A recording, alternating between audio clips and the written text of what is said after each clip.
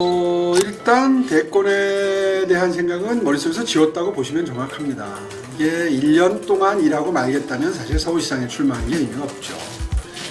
더군다나 보궐선거이기 때문에 사실은 제가 의미가 있었습니다. 아마도 이런 정책 비전과 경험이 잘 조화된 후보 선택하시면 정말 서울시민 여러분 후회가 없을 거라고 저는 자부합니다. 앞으로도 마찬가지입니다. 단일화는 꼭 돼야 되고, 다만 그 방법론은 이제 저는 하나의 후보니까 제가 우리 당 후보가 될 때까지 방법론을 가지고 알고알고 하는 건 필요가 없다.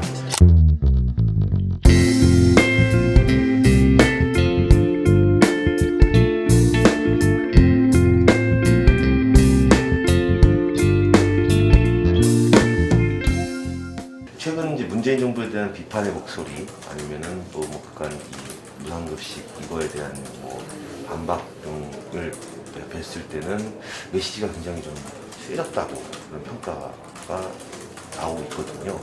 의도적으로 바꾸신 건지 아니면 어떠신 건지. 사실은 그동안에도 꾸준히 의견을 표명해 왔지만 사실은 이제 품성 자체가 그렇게 자극적인 표현이나 이런 거를 그다지 익숙해하지 않는 그런 편이기 때문에 아마 전달됨에 있어서 아무래도 매스컴은 좀 자극적인 표현이라야 더 선호하지 않으세요?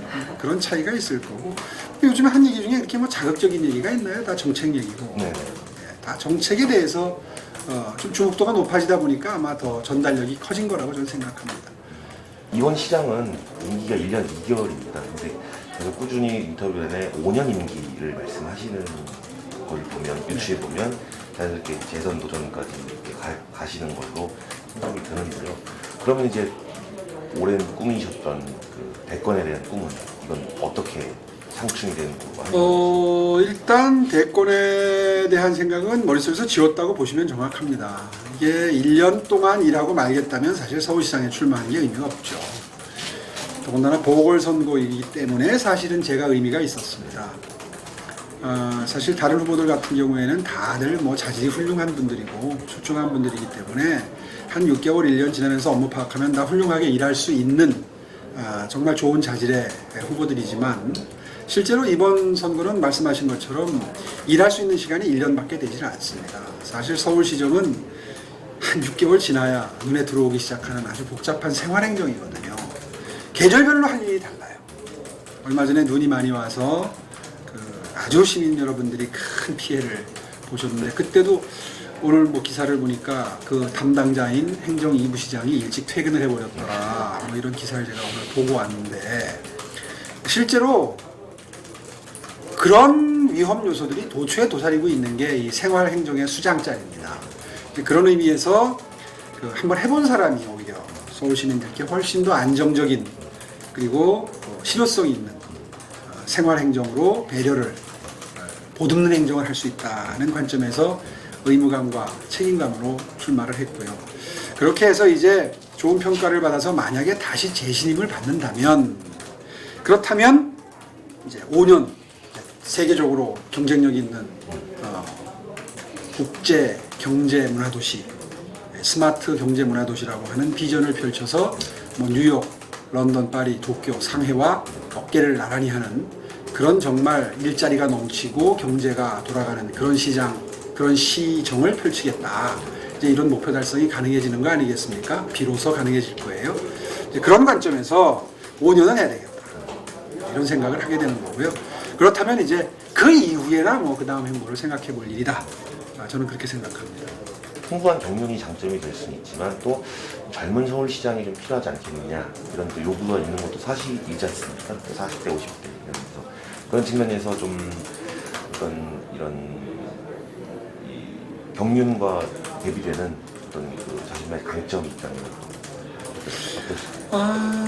하여튼 우연히 영화 인턴이 한때 화제가 된 적이 있습니다. 그래서 인턴이라는 영화를 다시 한번 보게 될 기회가 있었는데, 거기에 경험은 결코 녹슬지 않는다, 이제 이런 이야기가 나와요. 경험은 절대 시대에 뒤처지지 않는다. 이게 무슨 말이냐면요, 어느 순간 손을 놔버리면 경험이 낡은 경험이 되겠죠. 그런데 정말 그 서울과 같은 국제적인 규모의 대도시를 운영해봤던 경험에 더해서 제가 지난 5년 동안 그 융합대학원이라고 그러죠. 그 디지털 트랜스포메이션 이후의 경영 환경을 탐구하는 기술 경영 전문 대학원입니다. 아마 대한민국에서 가장 우수한 인재들일 거예요.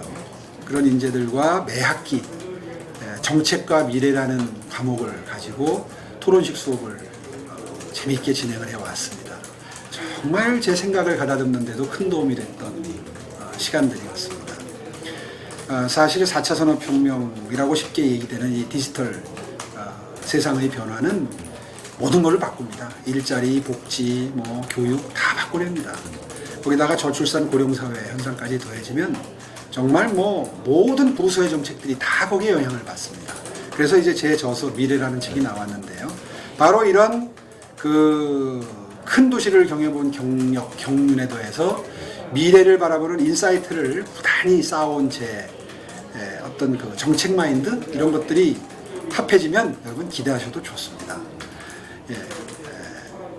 아마 그 어떤 후보보다도 전 세계적으로 가장 트렌디한 그런 정책들이 시행이 될 거고요. 제가 지금 정책으로 내놓은 1인 가구 보호 대책특별본부라든가 시대의 흐름에 맞춘 공약을 1호 공약으로 내놨는데요. 아까 말씀드린 건강도시 이런 것들이 영국이나 싱가포르 최신의 그 행정 사례를 도입한 겁니다. 어떤 후보도 그런 공약을 내놓은 적이 없어요. 다들 부동산이 중요하다니까 부동산, 지역 개발, 세금 이런 얘기만 하고 있지 않습니까? 근데 사실은 한 도시를 운영한다는 게 한 나라를 운영하는 것과 같은 수준의 도시 사이즈입니다. 서울은. 아마도 이런 그 정책 비전과 경험이 잘 조화된 후보 선택하시면 정말 서울 시민 여러분 후회가 없을 거라고 저는 자부합니다. 아무래도 우리 야권의 가장 최대 관심사는 단일화입니다. 이기기 위해서 단일화를 하는 거지 단일화를 위한 단일화가 아닌 상황인데 일단 그 플레이어이시하지만 이기기 위한 단일화를 하는 그 과정과 방식에 대해서 시장님께서 제안을 하신다면 어떤 방식으로? 글쎄요, 이기기 위한 단일화 당연히 이기고 싶겠죠 어느 후보나. 그러나 이번 선거는 정말 야권이 분열돼서는 안 되는 그런 반드시 이겨야 하는 그래서 내년 대선을 위한 교두보를 확보해야 되는 그런 이정표와 같은 디딤돌 같은 그런 그 보궐선거가 돼야 하고요. 그러기 위해서는 정치적인 결단에 의한 단일화도 가능할 것이고 또 단일화를 위한 여론조사 경선 지금 흔히 얘기되는 그런 방식도 가능할 겁니다. 다만 저는 이제 처음에 시작하기 전에 그 중요성 때문에 안철수 후보에게 미리 들어오면 나는 출마 안 할 수도 있으니 들어오시라 이런 제안을 하고 사실 한 열흘 기다리면서 정치적인 손실을 아주 크게 보았습니다. 그럼에도 불구하고 저는 뜻깊었다고 생각하고요. 그 정도의 의지를 가져야 된다고 생각합니다. 아마 그 제 진심이 유권자분들께 어느 정도 전달이 됐을 거라고 믿고 싶고요. 앞으로도 마찬가지입니다. 단일화는 꼭 돼야 되고 다만 그 방법론은 이제 저는 하나의 후보니까 제가 우리 당 후보가 될 때까지 방법론을 가지고 왈가왈부하는 건 필요가 없다. 당에 일임하겠다. 웬만하면 저쪽에 안철수, 금태섭 후보 단일화되는 분이 원하는 방법을 또 따라주는 것도 저는 나쁘지 않다. 그런 정도의 입장으로 정리하고 있습니다.